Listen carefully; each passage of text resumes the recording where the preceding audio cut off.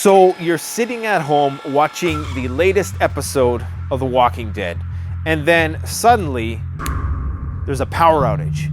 You reach for your phone in the darkness and you look at it and it's still working, but you find that there is no cell signal. What do? Well, it might just be a typical run-of-the-mill local power outage, and maybe there's a local cell tower that's down. What if it isn't a local power outage and it's something much more severe? What if this was just the beginning of a major nationwide disaster? Now, it's absolutely critical that in the minutes and hours following a major disaster, that you use this time wisely in order to execute a strategic response. Today, we're going to talk about what I would do in the first few hours after disaster strikes. So let's get to it.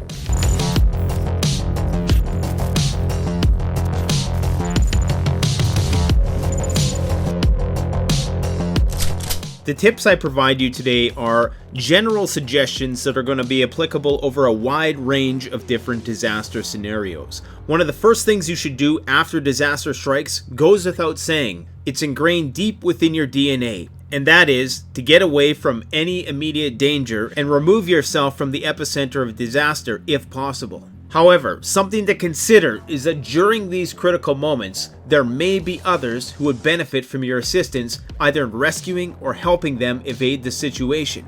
You may be faced with the dilemma of providing support to others who are in immediate danger and weighing that against the safety of you and your family and friends. Hopefully, these are not mutually exclusive. The only reason why I mention this is that you may be faced with the situation where you have to abandon people who are in need, and this may eat away at your conscience long after you've saved yourself. The point here is not to guilt people into putting your lives at risk for others, but just so you have an awareness of potential emotional outcomes of such a situation. In the end, you can make the argument that any PTSD from such a situation would be much better than having died. But the short of what we're trying to say here is that if you are able to help others in need, then you might want to consider doing so. No matter where you are, whether on vacation or otherwise, you should always have a plan at all times to get back to a safe spot or a rendezvous point. For example, if there's a nuclear attack and you survive the initial blast, you're going to have about 10 to 20 minutes to escape the fallout. I'll post a link in the description of an excellent educational video that tells you all about what you should do should this happen. Once you've been able to escape imminent danger, the next goal is to locate those people who are closest to you. You may have family and friends scattered across a wide area, so your primary focus at this point should be securing those people who are dependent on you for their sustenance and security. After you've accounted for the safety of your primary dependents, you may feel obligated to venture out into high-risk areas or places surrounding the disaster zone in order to save those extended family members and friends. You should only do that if your primary dependents are safe, secure, and won't be at risk if you were to leave them. If there is a grid down situation and cell phone towers are non-operational, it's possible that you won't have the means to communicate over long distances using conventional means. Hopefully in this instance you are proactive enough to outfit those people that you care about with the proper off-grid communications devices. Things like portable ham radios, CB radios, or GMRS radios. These are all excellent communication tools for a grid down situation.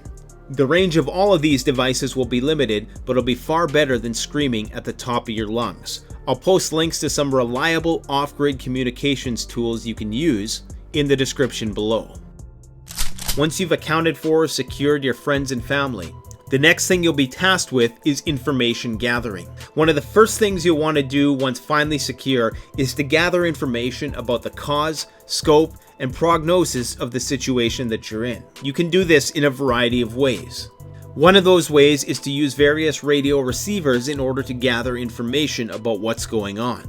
Using things like police scanners, AM/FM radios, weather band radios, or even shortwave radios might provide you vital information about what's actually going on and how bad the situation actually is.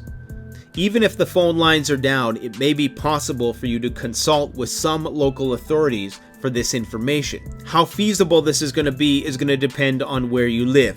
If you live in a major urban center, going to your nearest police station after a disaster to find out what's going on would be ill-advised.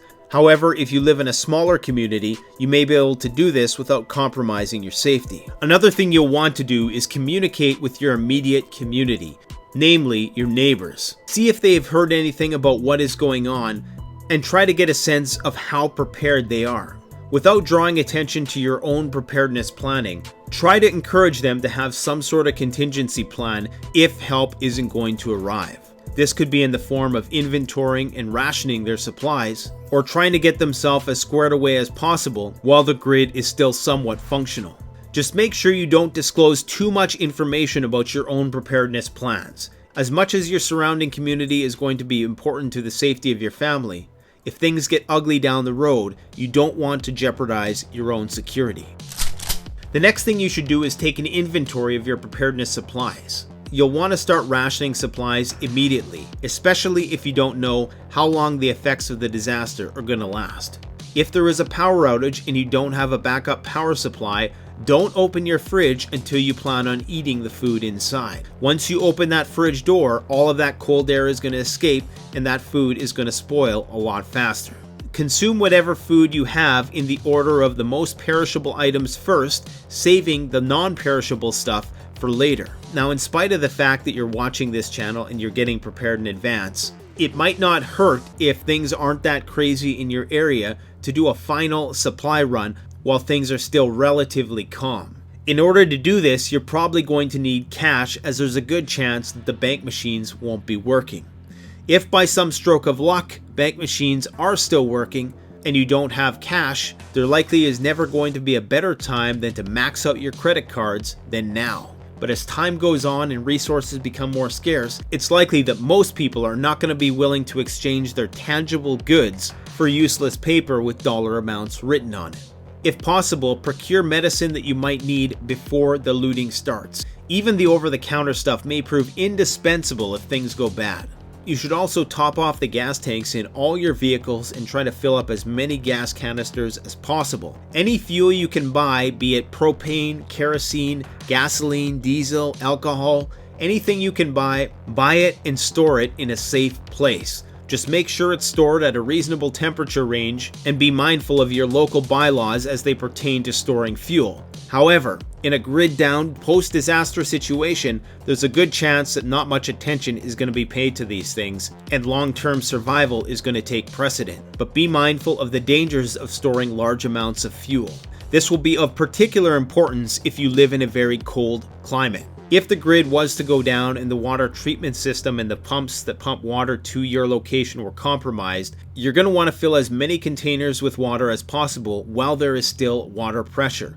This includes your bathtub. The water you put in your bathtub is not going to be for the purpose of taking a bath. This may be what you're going to be drinking for the next few weeks if you haven't stored water already. You're going to want to treat this water by using a bleach solution, but one of the most convenient ways to filter water is using something like a Berkey water filtration system, which will remove all waterborne pathogens which might make you sick. This is a very easy to use system which uses gravity to filter water, and one of the easiest ways to filter large amounts of water quickly. If you do find a window of opportunity to go to a store and stockpile goods, make sure you pick up some candles, soap, batteries, garbage bags, among many other things. Go and check out my stockpiling videos that I've done on this channel for more ideas. Links will be in the description. The next thing you're going to want to focus on is security. Depending on the severity of the disaster at hand, things could go to hell pretty quickly. I've went into great depth about this topic in a recent video I did about preparing for civil unrest. I'm going to post a link to that video in the description. You'll have to decide at this point whether you're going to shelter in place at your primary location or go to a bug out location.